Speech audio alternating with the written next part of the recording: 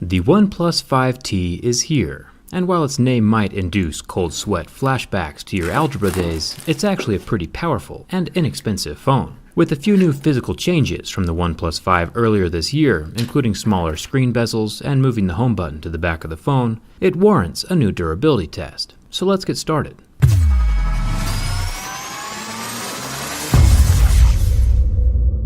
OnePlus had the guts to send a sealed retail version of the phone to me. I've never had a OnePlus phone fail my tests yet, but there's a first time for everything. The scratch test is first, and sneaky enough, this phone comes with a pre-installed high-quality plastic screen protector. But for the sake of the scratch test, I'll pull that off. It is nice of OnePlus to include it though. This Mohs scratch test tells us what the screen is made out of. Plastic screen phones would scratch at a level 3, tempered glass starts scratching at a 5 or a 6, and sapphire and ceramic start scratching at a level 8. The OnePlus 5T is using 2.5D Gorilla Glass 5, and naturally scratches at a level 6, with a deeper groove at a level 7. That sentence did have a lot of numbers going on, but the funny part is you still understood it.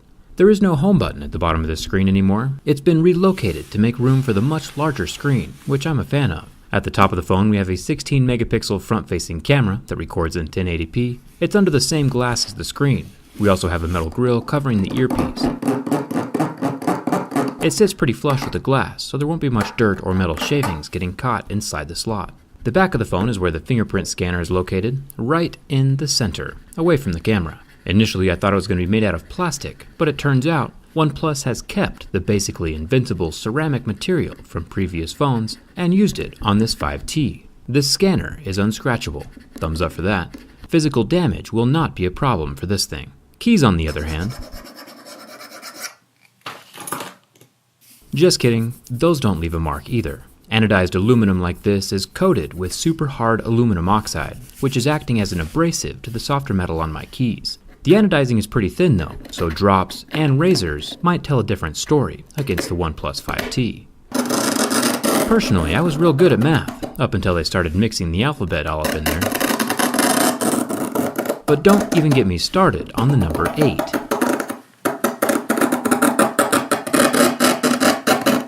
It is one of the hardest numbers to divide in half. If you divide 8 horizontally, you get 0, and if you divide 8 vertically, you get 3. But according to my report card in school, neither of these were the right answer. Razorblade marks don't rub off though, so try to avoid doing your homework on the phone. The dual LED single-tone flash is plastic, but that's fine. The important part is the lens of the camera, and that does remain scratch resistant. My Razorblade leaves no mark on the 16 or 20 megapixel cameras. These are not super wide angle or telephoto unfortunately, just doing that portrait mode thing. I personally would prefer having one different lens included instead of having two of the same. But at least this whole phone is cheaper than one back glass replacement on the iPhone X. That really shows which company puts their customers first. The volume button is made from metal, and this guy up here, which I feel every phone should have, is a mute switch, also made from metal. The dual SIM card tray does not have an SD card slot, but it's also made from metal. The top of the phone doesn't have much to look at, but there's still plenty of metal up here.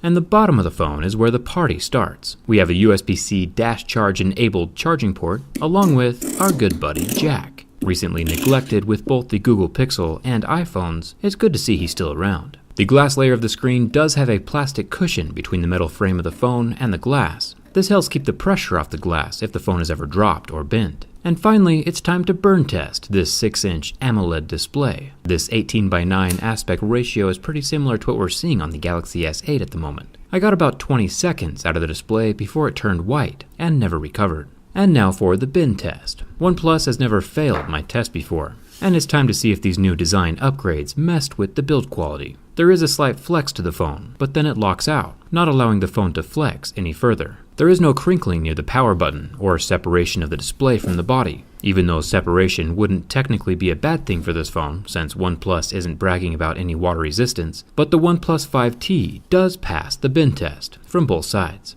Other than the lack of water resistance and the lack of wireless charging, this is an incredibly full-featured and useful phone with a price point low enough to benefit the customer. I'd be proud to have this phone in my pocket. The only thing left to find out now is if the red battery is back inside the phone yet. We'll find out during the teardown. Hit that subscribe button if you haven't already, and come hang out with me on Twitter. I'll have that teardown posted soon. Thanks a ton for watching, and I'll see you around.